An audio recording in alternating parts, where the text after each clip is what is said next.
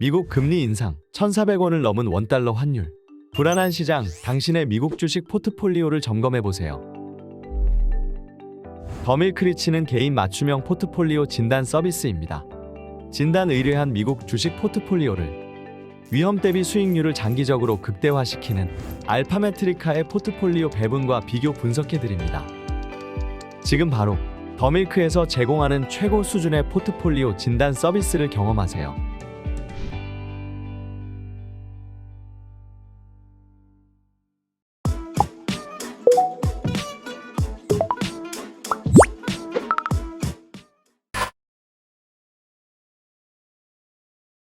안녕하세요. 뉴욕 시그널의 크리스 정입니다. 여러분은 미래에 대해서 생각해 본 적이 있으신가요? 이 미래는 언제나 흥미로운 주제이긴 하지만 특히 월가는 요즘 미래 중에서도요, 일의 미래, Future of Work에 빠져 있습니다.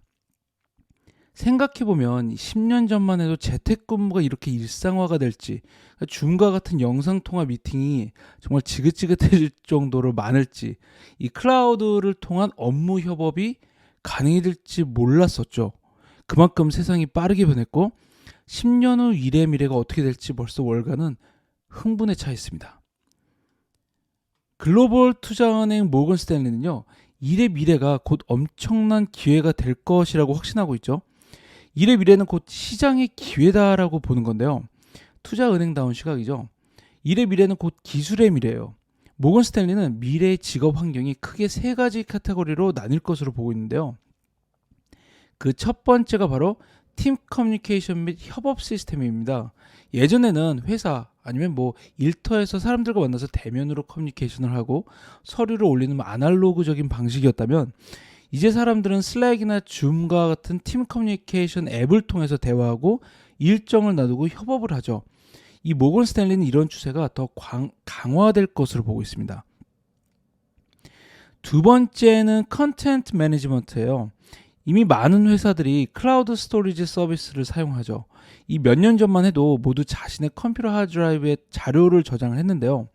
그래서 팀원이나 동료들과 자료를 공유하려면 이 자료를 따로 이메일로 보내주거나 CD, USB를 이용했는데 이제는 아무도 그러지 않죠. 아이클라우드나 AWS, 박스, 드랍박스와 같은 클라우드 서비스를 써요.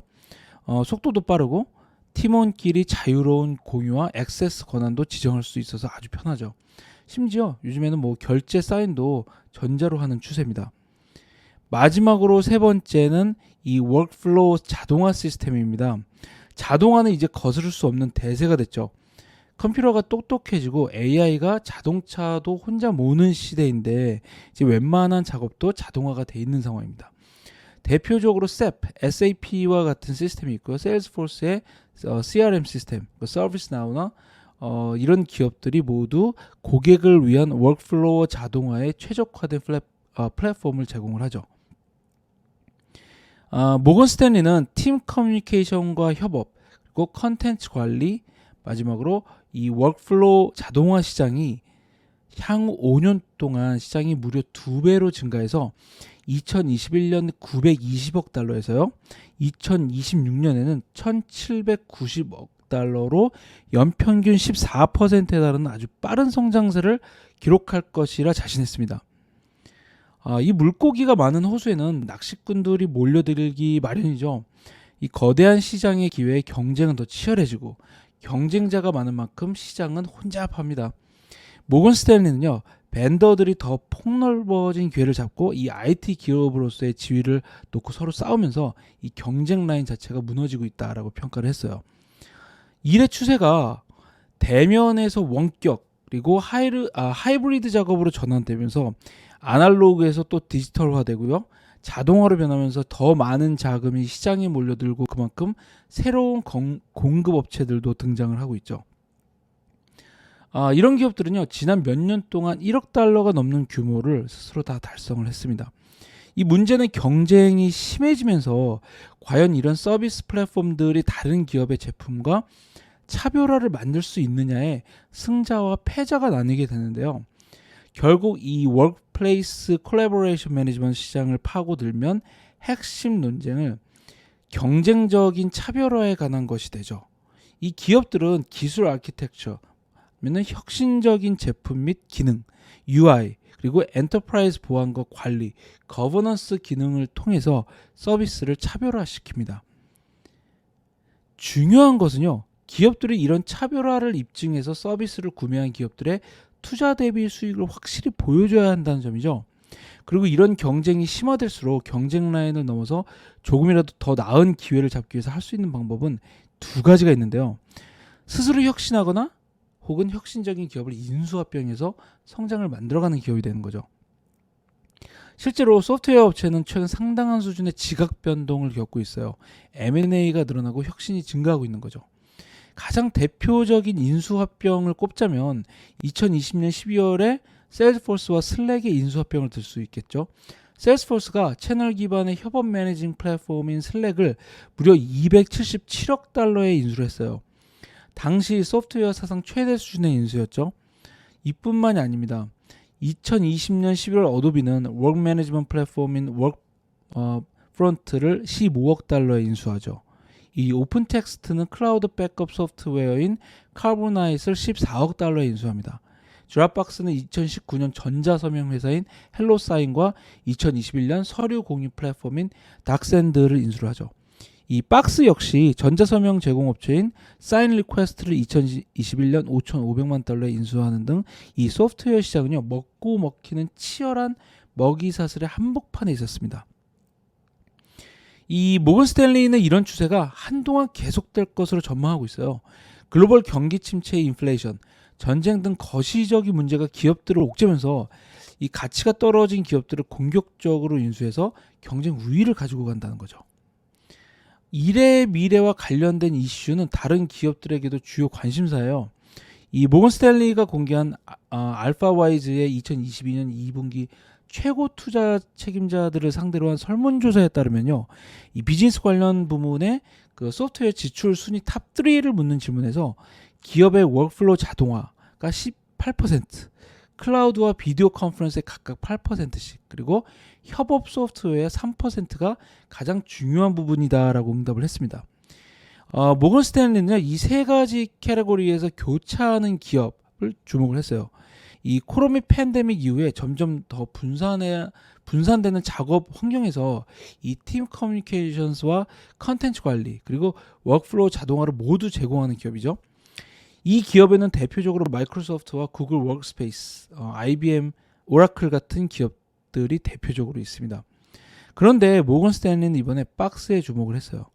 이 박스의 투자 의견을 중립에서 비중 확대로 상향하고 목표가를 약 21%의 상승 여력이 있는 34달러를 제시를 했죠.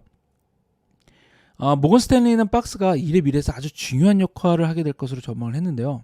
특히 박스가 컨텐츠 관리에 아주 유리한 위치를 선점하고 있다고 평가를 했고요. 여기에 팀 커뮤니케이션 및 협업, 그리고 이 워크플로우 자동화 솔루션도 함께 제공하고 있다라고 봤어요. 여기 요즘 이제 가장 중요한 부분으로 꼽히는 컨텐츠에 대한 보안 솔루션도 함께 제공하고 있는 상황이죠. 모건 스탠리는 박스의 제품 전반에 걸쳐서 고객 유지율이 아주 높게 지속되고 있다라는 점하고 고객 이탈률이 낮게 나타나고 있다라는 점을 긍정적으로 평가를 했습니다. 고객 유지율이란 뭐냐면요, 기업이 일정 기간 보유하는 고객의 비율을 의미하죠. 고객 유지는 특히 구독 기반의 소프트웨어 서비스 기업에는 중요한 요소가 되는데요. 박스의 고객 유지율은 최근 112%로 전년 대비 600bps의 성장을 보이고 있을 정도로 견고합니다. 모건 스탠리는 이 외에도요, 현금 흐름과 매출이 함께 성장하면서 이 마진의 확장을 계속하고 있다라는 점을 중요하게 봤어요. 모건 스탠리는 결과적으로 현재 박스의 2년 현금 흐름 대비 기업의 가치가 13배가 안 되면서 상대적으로 상당히 저평가되어 있는 기업으로 인식을 했죠. 거시적 역풍이 지금 계속되고 있긴 하지만 박스는 이를 이길 만한 충분한 역량이 있는 기업으로 봤고요. 이미 이번 분기에 그 영향이 나오고 있다고 봤어요. 거시적 역풍, 그리고 환율 역풍, 강달러, 이로 인해서 이제 매출의 3% 그리고 빌링에는 6% 영향이 있을 것이다라고 전망이 됐던 시장에 이번에 보란 듯이 매출과 빌링 모두 각각 40bp와 470bp 수준의 어닝 서프라이즈를 기록을 했죠. 박스는 2015년에 설립된 캘리포니아 레드우드 시리에 본사를 두고 있는 클라우드 기반의 컨텐츠 관리 플랫폼 기업입니다. 플랫폼은 모건 스탠리가 주장한 대로 팀 매니지먼트와 협업이 가능하게 구성되어 있고요. 비즈니스 프로세스 자동화부터 이 맞춤형 애플리케이션 개발, 데이터 보안의 기능을 모두 가지고 있죠. 박스가 제공하는 이제 사업과 기업들은 정말 방대한데요. 광고 분야의 기업부터 건설, 소비재, 교육, 에너지, 금융, 정부, 의료 및 생명과학에서 법률, 미디어, 엔터테인먼트의 리테일러까지 정말 광범위합니다. 미국 이외의 사업 지역으로는요. 영국과 프랑스, 독일, 일본, 캐나다, 호주, 네덜란드와 스웨덴에서 사업을 운영하고 있고요. 박스는 클라우드 컨텐츠 플랫폼을 통해서 매출을 창출하는 기업이죠. 주로 구독 서비스와 프리미엄 서비스 지원 패키지를 통해서 수익을 만들어내고요. 이 구독 서비스에는 고객이 회사의 클라우드 플랫폼 및 일상적인 지원 서비스에 대해서 지불하는 구독료가 포함되어 있습니다. 물론 박스는 상당히 심각한 경쟁에 직면해 있죠. 엔터프라이즈 부분의 클라우드 스토리지와 협업 서비스 부분은 경쟁자들로 가득 차 있습니다. 스토리지는 박스의 2배가 넘는 규모의 드랍박스가 박스의 수입 스팟인 기업 시장을 일부 노리고 있고요. 이 마이크로소프트와 구글과 같은 이제 초대형 업체들은 제품의 일부를 무료로 제공하고 있으니까 경쟁이 쉽지 않습니다. 그럼에도 불구하고 박스의 워닝은 꽤 견고하죠. 올해 4분기부터 내년까지 이익 전망이 모두 소폭이지만 상향 추정되고 있고요. 어닝 경로 자체도 우상향하는 모습입니다. 레피니티브에 따르면 매출 역시 올해 13.8%의 성장에 의해서 내년에는 27.5%로 성장이 가속화될 것이다 라고 보고 있죠. 박스의 펀더멘털은요. 10점 만점에 6점으로 양호한 수준이다라는 평입니다. 매출 성장세는 16%, 그로스 마진은 72.9%에 달하죠.